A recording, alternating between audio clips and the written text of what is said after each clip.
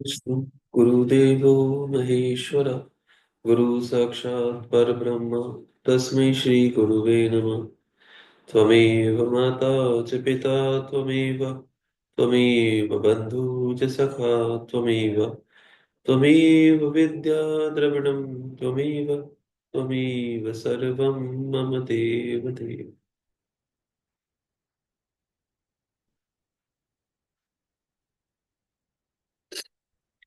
हम शुरू करते हैं सृष्टि खंड का अध्याय 4 श्लोक नंबर 23। यहाँ से हम शुरू कर रहे हैं। भगवान श्री हरि ने उन्हें उठाकर खड़ा कर दिया। भगवान श्री हरि ने उन्हें उठाकर खड़ा कर दिया। उस समय अपनी दुर्बुद्धि नष्ट हो जाने के कारण वे बोले, माया से मोहित होने के कारण मेरी बुद्धि बिगड़ गई थी, इसीलिए मैंने आपके प्रति बहुत दुर्वचन कहे।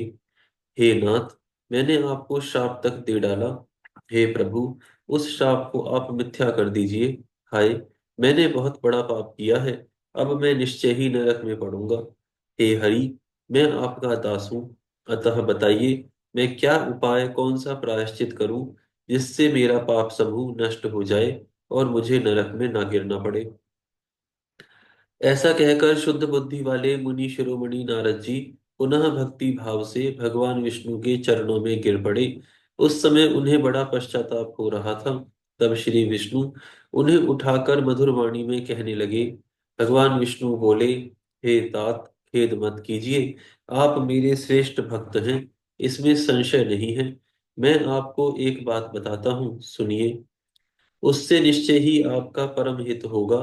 आपको नरक में नहीं जाना पड़ेगा। भगवान शिव आपका कल्याण करेंगे।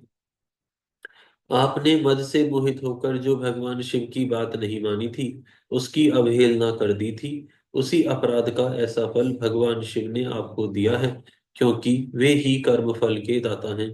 आप अपने मन में यह दृढ़ निश्चय कर लीजिए कि भगवान शिव की इच्छा से ही यह सब हुआ है। सबके स्वामी परमेश्वर भगवान शंकर ही गर्व को दूर करने वाले हैं। वे ही परम ब्रह्म हैं, परमात्मा है। उन्हीं का सच्चिदानंद स्वरूप से बोध होता है। वे निर्गुण हैं, निर्विकार हैं और सत्व, रज एवं तम इन तीनों गुणों से परे हैं। वे ही अपनी माया को लेकर श्री ब्रह्मा, श्री विष्णु और श्री महेश इन तीनों रूपों में प्रकट होते हैं। निर्गुण और सगुण भी वही हैं। निर्गुण अवस्था में उन्हीं का नाम शिव है। वे ही परमात्मा, महेश्वर, परम ब्रह्म, अविनाशी, अनंत और महादेव आदि नामों से कहे जाते हैं। उन्हीं की सेवा से ब्रह्मा जी जगत के सृष्टा हुए हैं। वे तीनों लोकों का पालन करते हैं। मैं तीनों लोकों का पालन करता हूँ और वे स्वयं ही रुद्र रूप से सदा सबका संहार करते हैं। वे शिव स्वरूप सबके साक्षी हैं, माया से भिन्न और निर्गुण हैं। स्वतंत्र होने के कारण वे अपनी इच्छा के अनुसार चलते हैं। उनका विहार और आचार व्यवहार उत्तम है और वे भक्तों पर दया करने वाले हैं। हे नारद मुनि, मैं आपको एक सुंदर उपाय बताता हूँ, जो सुखद, समस्त पापों का नाश करने वाला और सदा भोग एवं मोक्ष देने वाला है। आप उसे सुनिए।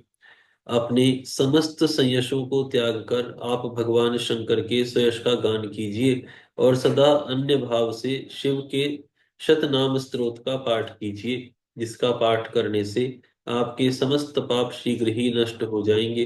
इस प्रकार नारद मुनि से कहकर दयालु भगवान विष्णु ने उनसे पुनः कहा, हे मुनि, आप शोक ना करें। आपने तो कुछ किया ही नहीं। यह सब तो भगवान शंकर ने अपनी इच्छा से किया है, इसमें शंका नहीं है। उन्होंने ही अपनी दिव्य बुद्धि का उन्होंने ही आपकी दिव्य बुद्धि का हरण कर लिया था।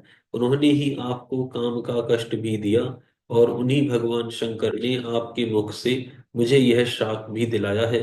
इस प्रकार उन्होंने संसार में अपने चरित्र को स्वयं प्रकट किया है। इसमें अन्य किसी का दोष नहीं है। वे मृत्यु को जीतने वाले, काल के भी काल और भक्तों का उद्धार करने में तत्पर रहने वाले हैं।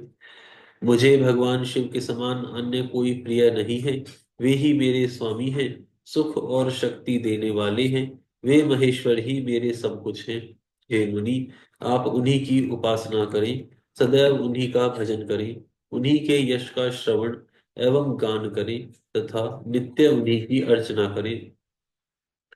हे मुनि, जो शरीर मन तथा वाणी से भगवान शंकर को प्राप्त कर लेता है वही पंडित है, ऐसा जानना चाहिए, और वही जीवन मुक्त कहा जाता है।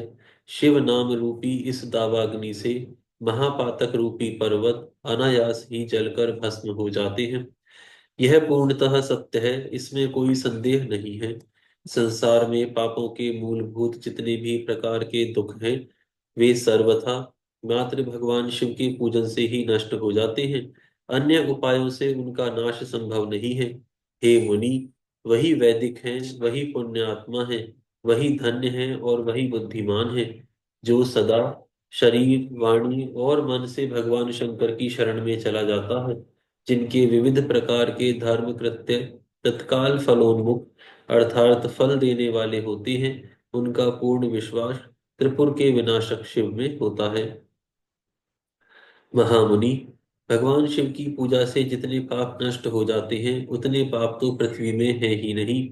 हे मुनि, ब्रह्म हत्यादि पापों की अपरमित राशियां भी भगवान शिव का स्मरण करने से नष्ट हो जाती हैं। यह मैं पूर्ण सत्य कह रहा हूँ। शिव नाम का कीर्तन करने वाले लोग ही शिव नाम की नौका से संसार रूपी सागर को पार कर जाते हैं। संसार का मूल पाप समूह है, उसका नाश नाम कीर्तन से निश्चित ही हो जाता है। हे महामुनि, शिव नाम रूपी कुठार से संसार के मूलभूत पापों का नाश अवश्य हो जाता है। पाप रूपी दावानल से दग्ध हुए लोगों को शिव नाम रूपी अमृत पीना चाहिए। पाप की दावाग्नि से तपे हुए लोगों को उसके बिना शांति देने का कोई अन्य उपाय नहीं मिल सकता। शिव इस नाम की अमृतमयी वर्षा की धारा से नहाए हुए लोग संसार के पापों की दावाग्नि के मध्य रहते हुए भी शोक नहीं करते, इसमें कोई संशय नहीं है। राग द्वेष में अंतर राग द्वेष में निरंतर लगे रहने वाले लोगों की भगवान शिव के प्रति भक्ति नहीं होती है, किंतु इसके विपरीत अर्थात पापों से विरत रहने वाले लोगों की मुक्ति तो निश्चित ही होती है। जिसने अनंत जन्मों में अपनी तपस्या से शरीर को जलाया होगा, उसी की भक्ति भवानी प्राण वल्लभ भगवान शिव के लिए संभव है। भगवान शिव के प्रति अन्यथा पूर्वक की गई अनन्यता पूर्वक की गई शिव नाम भक्ति के अतिरिक्त अन्य साधारण भक्ति व्यर्थ ही हो जाती है। भगवान शिव के प्रति जिसकी भक्ति एक निष्ठ तथा असाधारण होती है, उसको ही मोक्ष प्राप्त होता है। अन्य के लिए वह सुलभ नहीं है, ऐसा मेरा विश्वास है। अनंत पाप करने के पश्चात भी यदि प्राणी भगवान शंकर में भक्ति करने लगता है, तो वह सभी पापों से निर्मुक्त हो जाता है, इसमें संदेह नहीं है। जिस प्रकार वन में दावाग्नि से वृक्ष जलकर भस्म हो जाते हैं, उसी प्रकार शिव भक्तों के पाप भी शिव भक्ति के प्रभाव से नष्ट हो जाते हैं। जो मनुष्य नित्य अपने शरीर को भस्म से पवित्र कर भगवान शिव की पूजा में लगा रहता है, वह महान कष्ट देने वाले संसार रूपी अपार सागर को निश्चित ही पार कर जाता है। ब्राह्मणों का धन हरण करके और बहुत से ब्राह्मणों की हत्या करके भी जो मनुष्य विरूपाक्ष भगवान शंकर की सेवा में लग जाता है, उसे उन पापों से लिप्त नहीं होना पड़ता। संपूर्ण वेदों का अवलोकन करके पूर्ववर्ती विद्वानों ने यही निश्चय किया है कि भगवान शिव की पूजा ही संसार बंधन के नाश का उपाय है। हे मुनि, आज से यत्न पूर्वक सावधान रहकर विधि विधान के साथ भक्ति भाव से नित्य जगदम्बा पार्वती सहित महेश्वर सदाशिव का पूजन कीजिए।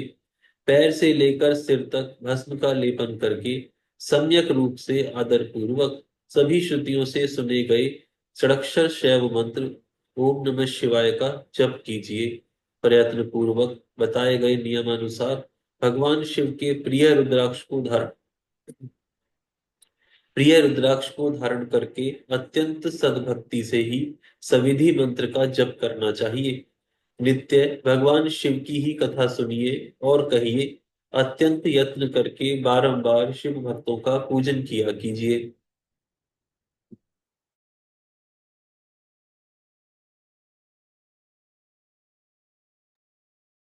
प्रमाद से रहित होकर सदा एकमात्र भगवान शिव की शरण में रहिए, क्योंकि भगवान शिव के पूजन से ही निरंतर आनंद प्राप्त होता रहता है।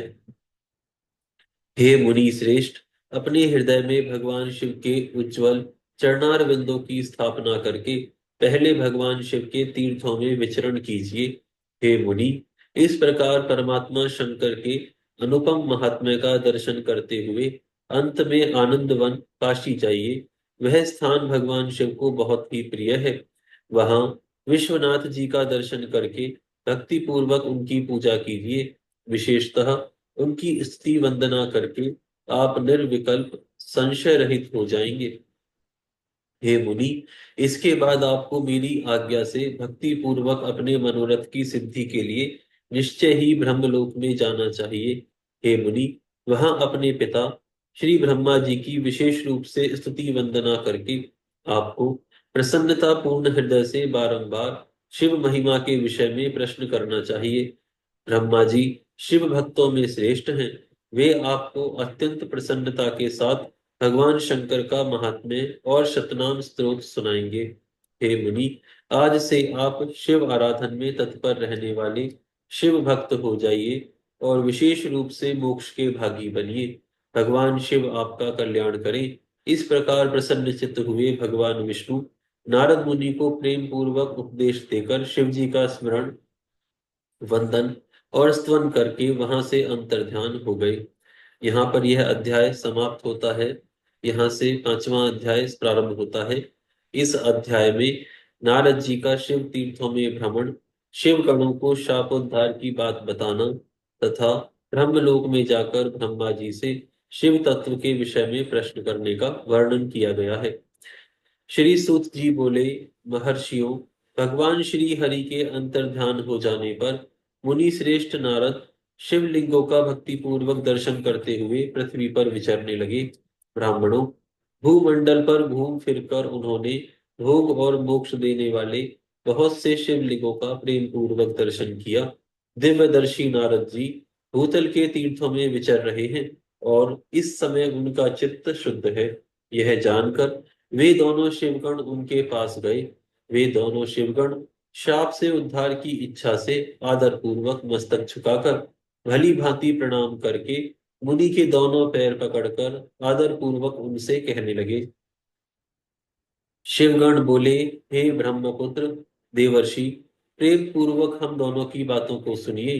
वास्तव में हम दोनों ने ही आपका अपराध करने वाले हैं, ब्राह्मण नहीं हैं। हे मुनि, हे विप्र, आपका अपराध करने वाले हम दोनों शिव के गण हैं। राजकुमारी श्रीमती के स्वयंवर में आपका चित्त माया से मोहित हो रहा था। उस समय परमेश्वर की प्रेरणा से आपने हम दोनों को शाप दे दिया। वहां कुसमय जानकर हमने चुप रह जाना ही अपनी जीवन रक्षा का उपाय समझा। इसमें किसी का दोष नहीं है। हमें अपने कर्म का ही फल प्राप्त हुआ है। प्रभु, अब आप प्रसन्न होइए और हम दोनों पर अनुग्रह कीजिए। श्री सूत जी बोले, उन दोनों गणों के द्वारा भक्ति पूर्वक कहे गए वचनों को सुनकर पश्चाताप करते हुए देवर्षि नारद प्रेम पूर्वक कहने लगे। नारद जी बोले, आप दोनों महादेव के गण हैं और सत्पुरुषों के लिए परम सम्माननीय हैं। अतः मेरे मोह रहित एवं सुखदायक यथार्थ वचन को सुनिए। पहले निश्चय ही शिवेच्छावश मेरी बुद्धि भ्रष्ट हो गई थी और मैं सर्वथा मोह के वशीभूत हो गया था। इसीलिए आप दोनों को कुबुद्धि वाले मैंने श्राप दे दिया। हे शिवगणों, मैंने जो कुछ कहा है वह वैसा ही होगा, फिर भी मेरी बात सुने। मैं आपके लिए शापोद्धार की बात बता रहा हूँ। आप लोग आज मेरे अपराध को क्षमा कर दें। मुनिवर, विश्वा के विश्वा के द्वारा जन्म ग्रहण करके आप संपूर्ण दिशाओं में प्रसिद्ध कुंभकर्ण रावण राक्षस राज का शरीर प्राप्त करेंगे और बलवान वैभव से युक्त तथा परम प्रतापी होंगे।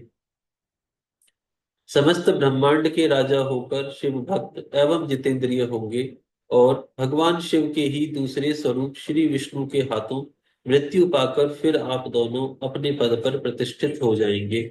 श्री सूत जी बोले, आज यहाँ विराम करते हैं, फिर कल से प्रारंभ करें।